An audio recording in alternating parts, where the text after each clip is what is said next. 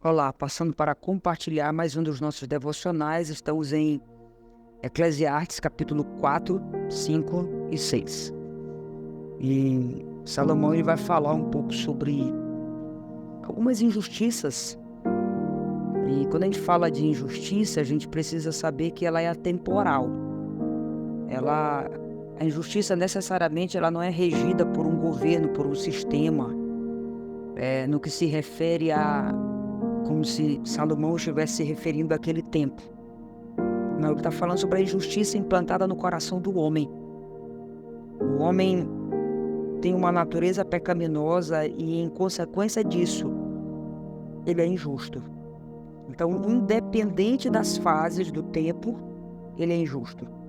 Então, ele conseguia enxergar a opressão desumana sobre alguns que trabalhavam debaixo do sol. Então, ele conseguia enxergar que os trabalhadores, que os órfãos, as viúvas, os pobres, os estrangeiros, eles estavam sendo oprimidos. Ele conseguia ver a lágrima dos inconsoláveis. Ele diz assim, olha, eu vi a lágrima dos que foram oprimidos sem que ninguém os consolasse. Os pobres, os fracos.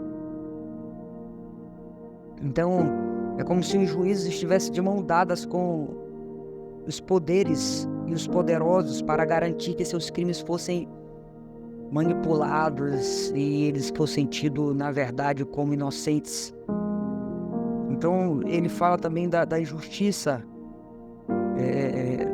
no que se refere às crianças. Então, esse é um texto muito profundo e que vai nos dando direção muito grande a respeito da forma como nós devemos nos portar. Em Cristo, nós recebemos da sua justiça a esperança para a igreja, para o Filho.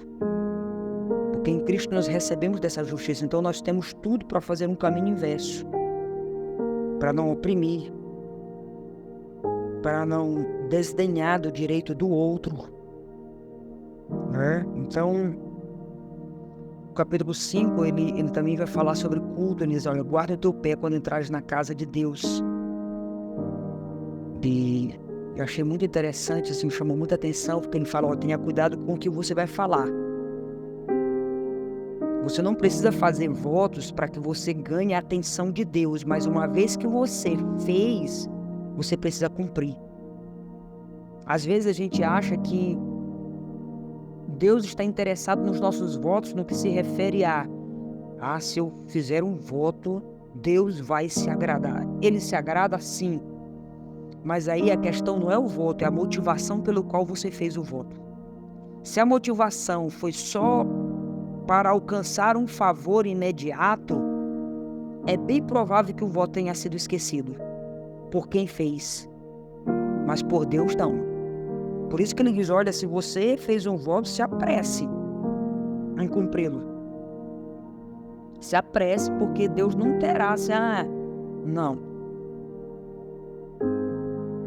É necessário que a gente venha ter cuidado muito com isso. E aí ele vai falar sobre a vaidade das riquezas. Ele diz, olha, quem ama o dinheiro jamais dele se farta. E quem ama a abundância nunca se farta da renda que recebe. Isso não é que você não queira o dinheiro é importante, é quem ama. Quem ama é possuído, né? Então, quem ama o dinheiro, ele vai trabalhar porque ele quer dinheiro, trabalhar. Então, ele vive essa vida corrida, essa vida fadigada, essa vida cansada, porque ele tem um alvo, ele ama o dinheiro. E muitas das vezes essas pessoas que amam o dinheiro, elas não conseguem nem usufruir deles, porque eles se tornam também tão mesquinhos. Eles encontram tantas formas de não gastá-lo. Às vezes eles até dizem, não, eu sou econômico, não, eu tenho um planejamento.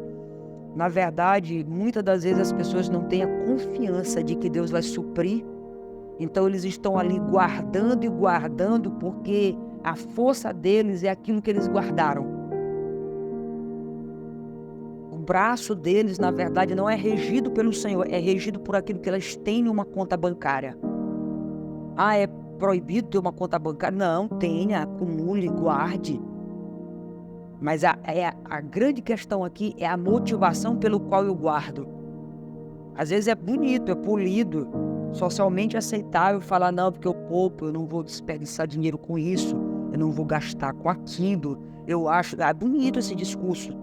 Mas às vezes a real motivo é que, na verdade, eu tenho medo da manhã. Então eu quero acumular hoje. E aí ele vem para o capítulo 6 aqui. No capítulo 5 também ele vai falar sobre estar junto, o trabalho em conjunto, sobre o relacionamento, sobre é melhor serem dois do que um. Isso vem falando sobre esse trabalho de um esforço mútuo. É melhor estar junto, porque se você tivesse um tropeçar, o outro ajuda, o outro para.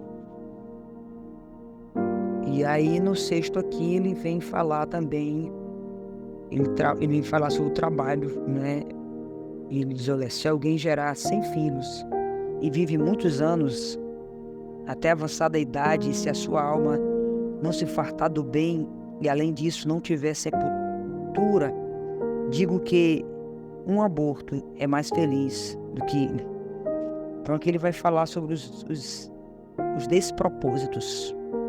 Teve tantos filhos, mas não construiu um lar, ganhou tudo, mas não tem nada.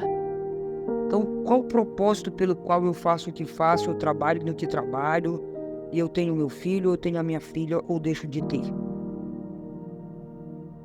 Né? Então, ele vem falando sobre essas questões aqui, que são questões muito sérias sobre a vida. E ele vem abordando sempre uma palavra que está aqui como um chiclete, é vaidade, vaidade, vaidade. Então, a gente precisa saber o motivo pelo qual nós fazemos as coisas. Estamos fazendo porque está em moda? Estamos fazendo porque está todo mundo fazendo? Estamos fazendo porque fomos pressionados?